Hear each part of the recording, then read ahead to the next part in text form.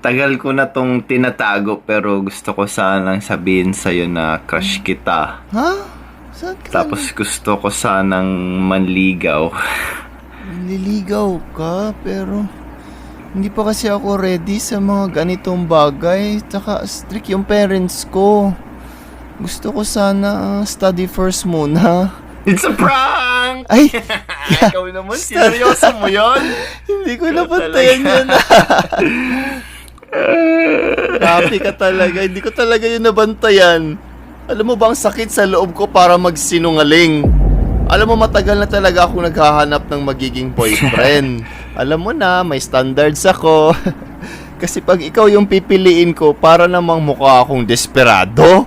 Grabe. Tingnan mo naman yung mukha mo. 'Di ba? Tapos ako yung magiging girlfriend mo, like, hello.